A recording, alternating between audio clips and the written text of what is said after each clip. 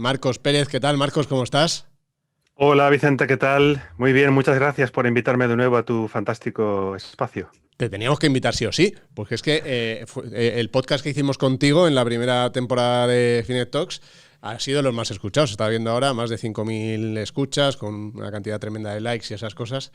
Así que te teníamos que tener por aquí de nuevo. Además, ahora con un cambio interesante, porque ahora lo comentamos, ¿no? Ahora lo comentamos. Yo, aquel que hicimos la primera vez, fíjate que el titular que lo tengo aquí abierto era la estrategia del botijo o el gazpacho para invertir. Y por eso yo creo, por esa forma de simplificarla en el mundo de inversión que tú tienes, pues por eso funcionó también. Así que nada, gracias por estar con nosotros otra vez, Marcos. Nada, encantado, es un placer charlar contigo porque la verdad es que es muy agradable conversar e intercambiar ideas Mm. el hecho de que exista este espacio abierto para poder contar pues cada uno pues su Mm. versión de las cosas. Sí, yo, dos cosas. Lo primero, una vez más, que os fijéis en la diferencia entre alguien que aparenta leer, ¿vale? Alguien que aparenta leer, que soy yo, y alguien que lee de verdad, que tiene ahí los libros que se le caen, que no le caen más, como es Marcos. Digo los que estáis viendo el vídeo, los que los estáis escuchando en el podcast, subiremos el vídeo a YouTube. Pero vamos, yo tengo aquí 4 libros mal puestos y Marcos tiene 300.000 en cada estantería de la columna. O sea Bueno, si que... los libros son una herramienta, entonces intento tener pues las mejores herramientas siempre a Mm, disposición. mm, Es una necesidad sí. más que otra cosa. Y luego, bueno, muchos le conocéis por el alias Inversobrio, por la página y demás. Pero Marcos estaba desde hacía bastante tiempo. De hecho, yo recuerdo que nos vimos aquí en la oficina en Finet la primera vez y él se trajo un cubo con el que me explicó por qué invertir era tan sencillo, ¿no? Que era un cubo que tenía como cuatro partes. Y ahora, mucho tiempo después, pues ha visto reflejada, Marcos, esa idea de invertir que él tenía de hacerlo tan sencillo con un fondo que replica un poco su estrategia. Cuéntanos, Marcos, en qué consiste este Affinium, que se llama, ¿no? Affinium Internacional. Y yo tengo una serie de preguntas después de que tiene muchas dudas la gente, pero cuéntanos primero, así brevemente, oye, ¿cómo habéis llegado a tener esta estrategia en el mercado y en qué consiste? Bueno, pues estamos muy contentos de anunciar que por fin existe un fondo que implementa mi filosofía o marco conceptual de inversión, que se llama Affinium Internacional. Es un fondo de inversión y gestión que está asesorado por la EAF Enos Value, con Ujú, la que Sharash y yo colaboramos. Sharash es mi socio en este proyecto, somos amigos desde hace 15 años. Él viene del mundo del arbitraje de índices en Credit Suisse, tiene más experiencia que yo en mercados ujú, y nos complementamos muy bien a la hora de llevar a la realidad este proyecto, ¿no? Tanto él desde su punto de vista como yo desde mi marco conceptual, llegamos hace años a las mismas conclusiones, que es nuestra forma ujú. de invertir. Y ahora por fin, gracias en parte a que muchos nos lo habéis pedido, pues está disponible una manera de invertir similar, que es nuestra manera de invertir en forma de fondo de inversión, con lo cual es muy fácil para cualquiera pues poder invertir como nosotros lo hacemos. Sí, pero cuéntanos un poco esas conclusiones a las que llegasteis en conjunto y que se reflejan ahí. De manera, o sea, Sí, porque es invertir, nosotros cada vez decimos más, invertir en modo fácil. Y es justo invertir en modo fácil lo que pretendéis, ¿no? A través de esas conclusiones. um, eh, a ver, es que la facilidad a la hora de invertir también es una consecuencia de reconocer lo complejo que es este mundo. Entonces, eh, si me permites, lo que puedo hacer es intentar resumir un poco el marco conceptual que aplicamos en el fondo de inversión, que para muchos que ya me conozcáis, pues será redundante, pero para otros quizá no. Claro. Entonces, voy a intentar resumirlo muy brevemente, ¿vale? Para mí la inversión al final es contestar a tres preguntas, que son eh, ¿en qué invertir? ¿Cuánto asignar a cada inversión? ¿Y cómo gestionar el riesgo? Entonces, depende de, de cómo entendamos cada uno el mundo, cómo entendamos cada uno los mercados financieros, pues le damos unas respuestas diferentes a estas tres preguntas. ¿De acuerdo? Por eso hay tantos estilos de inversión, estilo value, growth, long short, etcétera, ¿no? Entonces, mi manera de contestar a estas preguntas es preguntándome cuál es la naturaleza de los mercados, ¿vale? Y cuando tengamos definidas pues, dos características de los mercados que, desde mi punto de vista, son inevitables, eso puede ayudarnos a contestar a estas tres preguntas. Entonces, esas dos características son, uno, que los mercados son impredecibles, ¿vale? Y dos, que el ciclo económico es inevitable. Y los que ya tengáis un poco de experiencia y seáis veteranos en esto de invertir, pues sabréis que nadie sabe lo que va a hacer el IBEX el mes que viene, ni el año que viene. Y que por mucho que lo intenten los bancos centrales, pues nunca vamos a tener un periodo eterno de crecimiento o un periodo de recesión eterna. Los ciclos se van a ir sucediendo. Esto es inevitable. Entonces, tomando estas dos características como punto de partida, pues se puede contestar a estas tres preguntas, que es la manera en la que contestamos nosotros. Por ejemplo, ¿en qué activos invertir? ¿Vale? Pues si sabemos que el ciclo es inevitable y que vamos a pasar por fases de crecimiento, recesión, inflación y deflación, pues vamos a intentar invertir en clases de activos que se revaloricen cuando la economía esté en alguno de esos estados o combinación de estados. ¿Vale? ¿Qué asignación de activos utilizar? Bueno, pues aquí hay toda una teoría. De hecho, tengo varios libros sobre asset allocation, que es el término en inglés. El palabra es asset allocation para la gente que no está tan puesta en el asunto, pero es cómo distribuyes las distintas ¿Cuánto partes dinero de los pones en activos. cada inversión? Y ya está, ¿no? Entonces, pues claro, si el futuro es impredecible, pues no se puede justificar poner más dinero en algo que en otra cosa.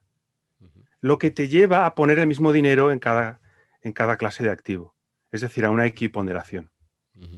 Y luego, ¿qué gestión del riesgo? ¿Qué tipo de gestión del riesgo? Pues bien, el riesgo luego lo comentaremos si quieres un poco más, pero muy brevemente va a depender de cómo entiendas tú qué es el mundo de los mercados. Si tú crees que puedes predecir mucho, pues entonces vas a intentar evitar lo que crees que es inevitable. Si crees que puedes predecir poco, pues vas a intentar utilizar técnicas e instrumentos que te amortigüen las posibles pérdidas que en algún momento no sabes cuándo llegarán. Entonces, desde mi punto de vista, el tipo de gestión del riesgo tiene que ser un tipo de gestión del riesgo que técnicamente se llama convexo, pero que significa simplemente intentar reducir las pérdidas, porque no sabes cuándo te van a hacer daño. ¿De acuerdo? Y luego lo que hacemos simplemente es intentar implementar este marco conceptual ajustándolo a las limitaciones de la realidad, ¿vale? Porque una cosa es un marco conceptual teórico y otra es llevarlo a la realidad. Entonces, la realidad tiene sus propias limitaciones. Por ejemplo, nos gustaría comprar el mundo, pero comprar el mundo es muy difícil. A veces no hay índices de unos países o otros no nos interesan o es difícil acceder a un tipo de clase de activo. Entonces, lo que hacemos es ir decidiendo cómo vamos a implementar este marco conceptual en la realidad. Eso sí, limitados por la disponibilidad de instrumentos, también el tamaño del fondo, etcétera, etcétera. Una serie de condiciones que son las del mundo real. ¿De acuerdo? Cuando hablas de riesgos, yo muchas veces creo que en el mundo de la inversión, en el mundo de los fondos, en la industria que se suele llamar, ¿no? Se habla de palabras pues, más o menos técnicas, ¿no? Que si la volatilidad, que si cuál. Pero yo no sé si la gente tiene tan claro qué riesgo son estas cosas o directamente que es perder dinero, ¿no? O sea, que a lo mejor es incluso mucho más sencillo, ¿no? ¿Tú a qué llamas riesgo? Cuando estás hablando de riesgo, ¿tú a qué llamas riesgo? Nosotros llamamos riesgo a la posibilidad de sufrir pérdidas desproporcionadas. ¿Qué es una pérdida desproporcionada? Pues una pérdida desproporcionada es esa parte de las pérdidas en las que la recuperación empieza a hacerse exponencial. Me explico con un ejemplo, ¿de acuerdo? Muy claro. Si tú, por ejemplo, pierdes un 20%, pues necesitas para volver al punto de partida un 25%. Pero si pierdes un 50%, ¿vale? No necesitas un 50% para recuperar, necesitas un 100%. Porque, por ejemplo, si tú tenías 2 y pierdes un 50%, bajas a 1. Pero para pasar de 1 a 2, tienes que hacer un 100%. ¿De acuerdo?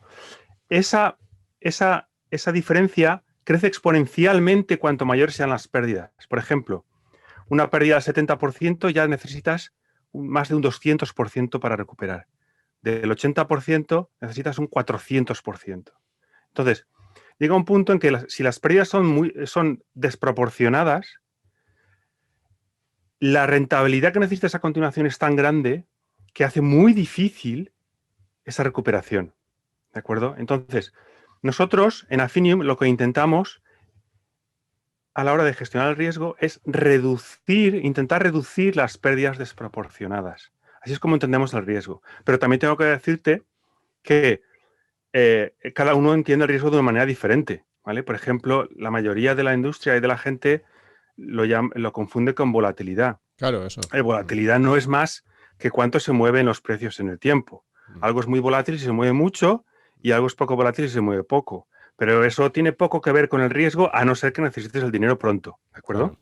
Pero tiene que ver muy poco con el riesgo, porque el que algo se mueva mucho, como una manada de cachorros en el sofá, pues no implica que sean peligrosos. En cambio, algo que se mueva poco puede esconder riesgos ocultos, como un cocodrilo en un lago que se mueve muy despacito. Apenas tiene volatilidad, pero es muy peligroso porque el proceso subyacente es peligroso. Marcos, que fíjate que muchas veces nosotros cuando hablamos de inversiones, rentabilidades y tal, siempre, por ejemplo, proyectamos típicos datos de que te muestran que invirtiendo a largo plazo con una rentabilidad, ¿cuánto obtendrías? ¿No? Y entonces la gente ahí nos hace una crítica muchas veces que dice, hombre, pero es que habláis siempre de rentabilidades, pero no de cuánto se puede perder. ¿Qué le dirías tú a esta gente? Bueno, tenemos que partir de la base de que el riesgo es ineludible. ¿Vale? De hecho, seguro que estás más al tanto que yo.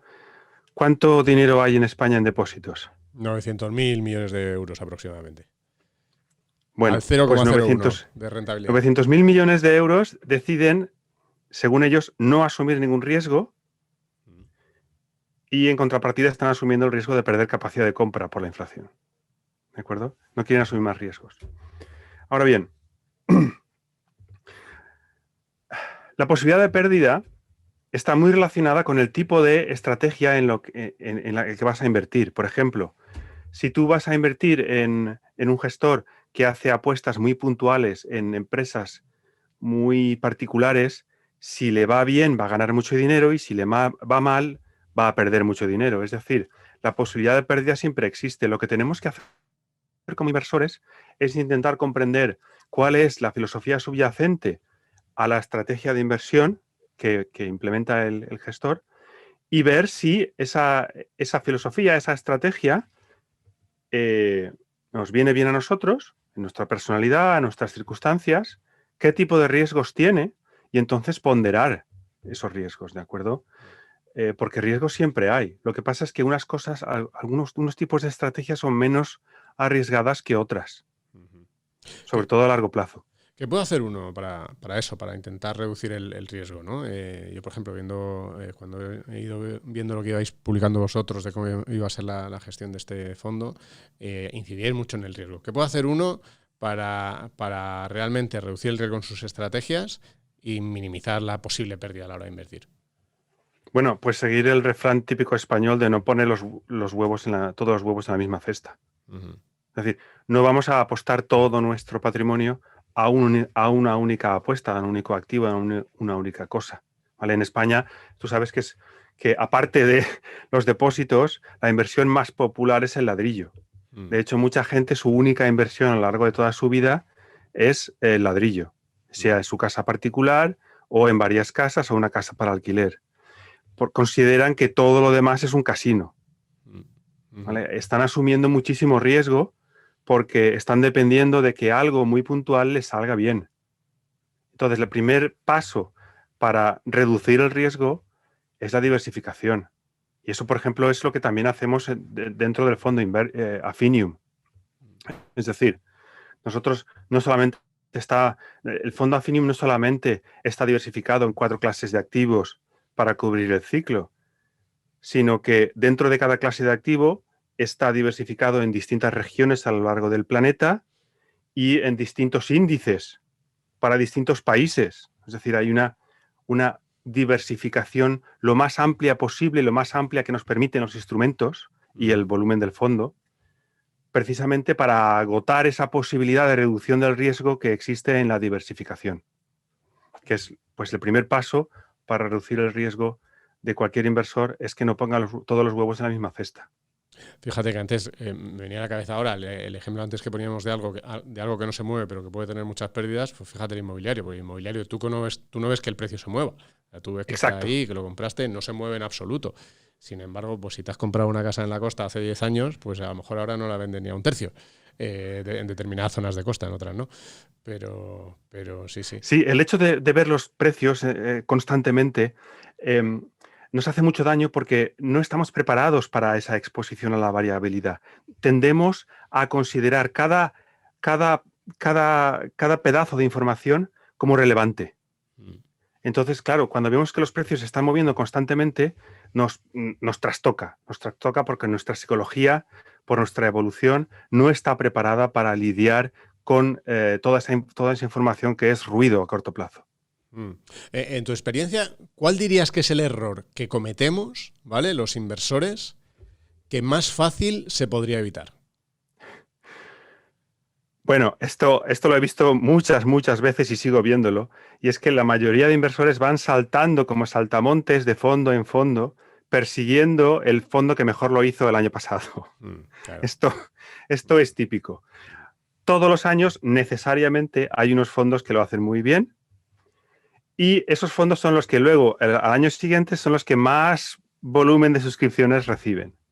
Y cuando termina este año, hay otros fondos que son los que mejor han funcionado y se vuelve a pasar él. Lo que ocurre aquí es que el hecho de estar persiguiendo siempre lo que mejor ha funcionado el año pasado es un poco como intentar comprar el boleto de lotería de Navidad que salió el año pasado porque salió el año pasado. No tiene ningún sentido, ¿no? Esto es algo que veo hacer mucho, y que es un error pues, que hay que evitar en el sentido de que debemos invertir en un fondo como envoltorio o paquete de estrategia si consideramos que su estrategia es sensata, nos convence y está en sincronía con nuestra personalidad y nuestras circunstancias. Pero no porque haya sido el mejor el año pasado. ¿De acuerdo? Claro. Sí, cuidado con las modas ahí, efectivamente. De hecho, ha entrado bastante dinero en los fondos que el año pasado tuvieron rentabilidades del 90% y del 100%, que ya veremos, ¿no? Este año va como va a comportar. Exacto, que ya veremos. Sí. Hay cosas que no son sostenibles en el tiempo. Es decir, claro.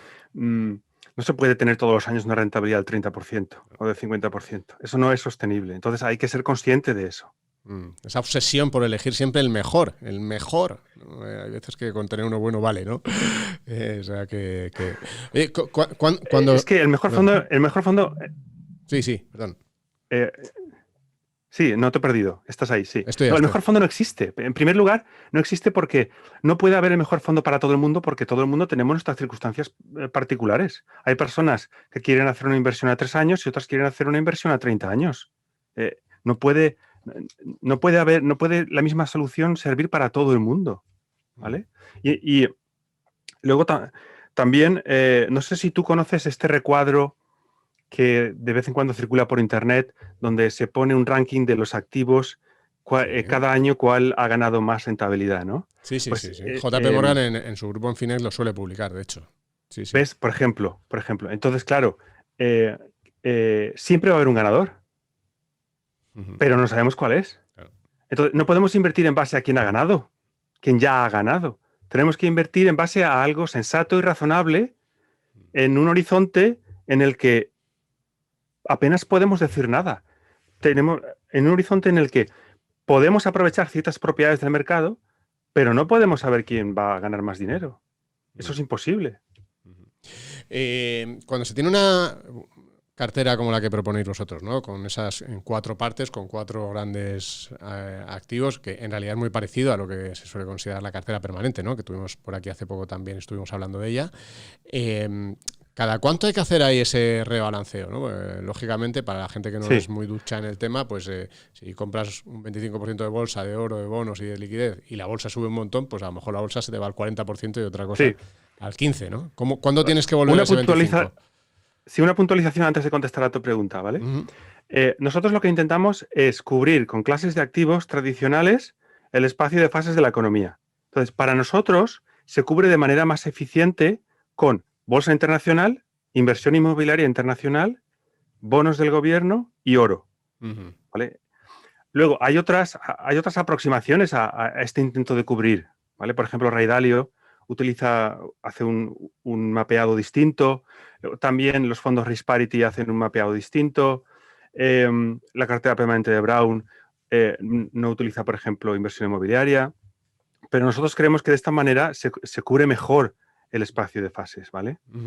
Y contestando tu pregunta, que se me ha ido el Sí, salto no, al que cielo. ¿cuándo reequilibras otra vez todo al 25%? Sí. Bien, en el tema del rebalanceo hay mucho debate, ¿vale? Porque unos dicen que hay que hacerlo cada X tiempo, en una frecuencia fija, otros dicen que hay que utilizar unas bandas más o menos grandes. Bien, nosotros lo que hacemos es utilizar bandas, unas bandas estrechas, ¿vale? Porque queremos primar la reducción de riesgo, ¿vale? Unas bandas más anchas o un periodo de una frecuencia más larga de rebalanceo quizá pueden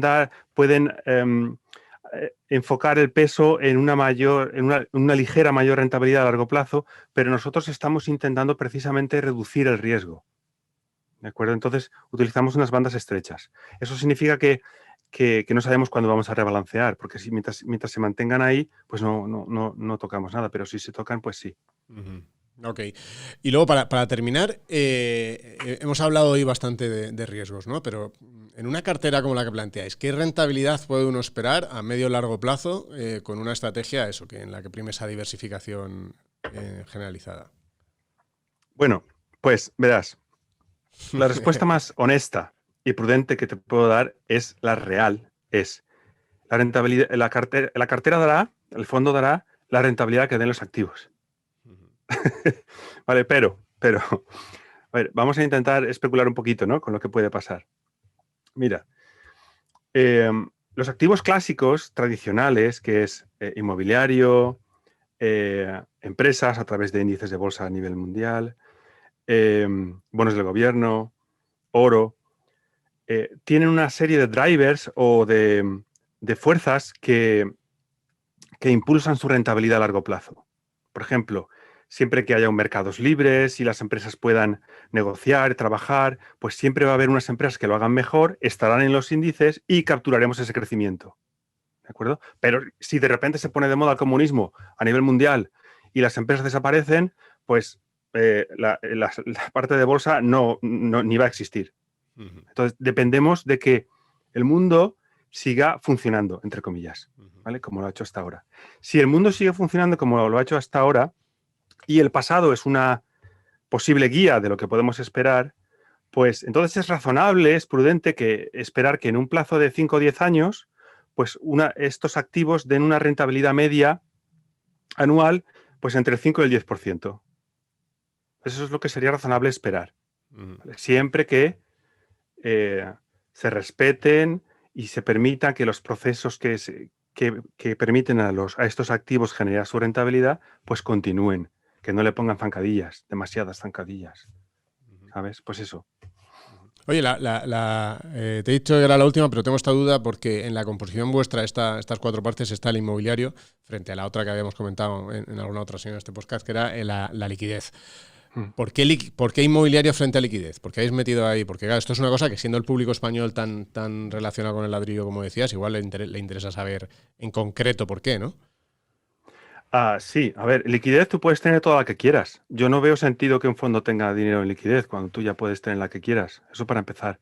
Segundo, nosotros pensamos que el hecho de incluir inmobiliario en la cartera hace que se cubra mejor el espacio de fases. ¿Por qué? Porque el inmobiliario captura mejor el inicio de la inflación. En cuanto hay inflación, te suben el alquiler. Y eso repercute en las empresas, en los rates, ¿vale? Que están obligadas a pagar el 90% de sus ingresos en forma de dividendos, con lo cual su valoración sube inmediatamente, ¿vale? Luego también se comportan un poco como empresas, precisamente por ser empresas, también como bonos, pero bonos sin vencimiento, porque están pagándote un dividendo, pero que en teoría no vencen como un bono de empresa o de gobierno. Entonces tienen propiedades de bolsa, propiedades de los bonos y ayudan a cubrir mejor el espacio de fases de la economía. Luego también, quizá en los años 70-80, cuando Brown propuso su cartera, tenía sentido tener una parte en liquidez siempre, porque estábamos hablando de una época en la que los tipos de interés a corto plazo estaban por encima del 10%. Ujú. Hoy no. Claro, claro. ¿Sabes? Entonces, pero la principal razón es que cubrimos mejor el espacio de fases. Ok, esto ya nos pregunta, esto es que nos digas, para terminar, de todos esos libros que tienes ahí, que nos des uno para quien está empezando y uno para quien ya sabe un poquito más. Para quien esté empezando, yo siempre recomiendo el de Vogel, Ujú.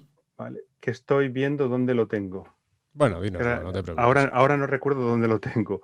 Hay dos de Vogel, ¿vale? Ujú. Uno que es muy finito, que se llama, creo que es el pequeño libro de la inversión de Vogel, Ujú. ¿vale?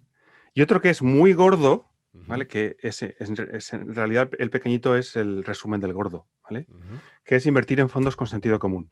Ujú. Entonces, yo me iría al pequeñico, Ok, muy ¿vale? bien. Que está Vale. traducido al español, la primera edición. Si sabes inglés, yo me iría a la segunda edición porque está más actualizada. Ujú. Ok. ¿De acuerdo? Y luego, ahora estoy recuperando un libro. Voy a por él. Venga. Aquí estamos viendo el libro que nos va a traer Marcos, seleccionando entre los distintos de su enorme biblioteca. Ahí ¿Qué es está este? apareciendo. Ahí está. Manías, pánicos y crashes, ¿no? De Charles Kindleberger. Ujú. Pues este libro, bueno, a mí es que me fascinan las burbujas. Me fascinan las burbujas, ¿no? Porque cuando las estamos viviendo parece que tienen sentido y cuando explotan parece que qué tontos éramos, ¿no? Pero Total. mientras está sucediendo, pues todo el mundo, estamos en una nueva fase, un nuevo mundo, esto es diferente, y cuando explotan, qué tontos que fuimos, era evidente. Entonces, esta dicotomía a mí me fascina y la verdad es que me entretiene mucho y aprendo mucho viendo cómo la gente pensaba a lo largo de las distintas burbujas que han habido en la época y que habrán. Sí, señor. Sí, señor. Tenemos que traer un día aquí a este podcast a Fernando Trías de Bes, que también tiene este libro del hombre que cambió su casa por un tulipán. Efectivamente, Sí. ese también es recomendable. Sí, que Exactamente. además siendo, más que nada porque es un autor español, que además y el libro está fenomenal y también plantea ese tema, de cómo nos vamos a ir a las burbujas y además Fernando se explica fenomenal. Así que a ver si le traemos aquí un día y nos explica este síndrome del necio, del que habla él en su libro. Así que, Sigue del necio a posteriori, porque mientras estás cabalgando la burbuja, parece ser el más listo de la clase. total, O total. sea, es curioso esta dicotomía. Sí, sí, y además lo difícil que es evitarlo, ¿no? Porque Sí, realmente... sí. Esto es muy importante. Vamos a ver, inviertas en lo que inviertas, elijas el fondo que inviertas, el activo que inviertas, siempre va a haber otra cosa que consiga más rentabilidad que tú o que tu fondo. Por eso uno tiene que plantearse desde el principio qué es lo que es sensato conseguir en el futuro. Y cuando ha decidido cómo ponerse en ese camino, permanecer en ese camino. Y no dejar que el ruido, porque claro, la prensa lo que va a hacer es siempre estar mandándonos mensajes de esto lo ha hecho fantástico, este fondo es la bomba, este activo ha subido tropecientos por cien, ¿sabes? Me hubiera gustado hablar un poquito de la experiencia de Peter Lynch en su fondo Magellan, pero creo que no tenemos tiempo, Nos ¿verdad? quedamos sin tiempo. Si es que a mí no me dejan aquí. Yo estaría 3 horas hablando, pero no me dejan. Me dicen, no, que no te pases. Joder, un poquito, pero otro día, en la tercera temporada, Marcos. La Claro, tercera claro. A ver si temporada. puede ser en presencial, porque a mí me gusta más estar con la Sí, sí, gente, la verdad es que sí. que ya he hecho de menos las reuniones reales. La verdad es que sí, la verdad es que sí. Bueno, casi un placer tenerte con nosotros de nuevo, Marcos. Esperamos vernos físicamente, efectivamente, la siguiente vez. Y nada, seguiremos la evolución de Affinium Internacional. Sí, que acaba de nacer y está a disposición de todo el mundo, efectivamente. Lo que pretendemos es muy sencillo, es intentar dar la rentabilidad, el retorno total que da la bolsa a largo plazo, Ujú. pero sufriendo menos por el camino. Eso es todo, entre comillas. O sea, Bueno, evitando la tentación de salirse. total. Para los que lo queráis ver, ya sabéis que tenéis, bueno, pues ponéis en Google Affinium y os saldrá la página Sí, de Inversorio, pero además en Finex pues también tenéis la ficha del fondo que me he asegurado antes de la entrevista que la tuviéramos ya. Así que ahí también podréis ir siguiendo poco a poco la evolución de la cartera que acaba de nacer, como quien dice. efectivamente. Así que, Acabamos de formar la cartera ahora, sí. bueno, muchas gracias. Nos vemos en la siguiente. Muchas gracias a todos los que seguís el podcast. A ti, Vicente, hasta luego.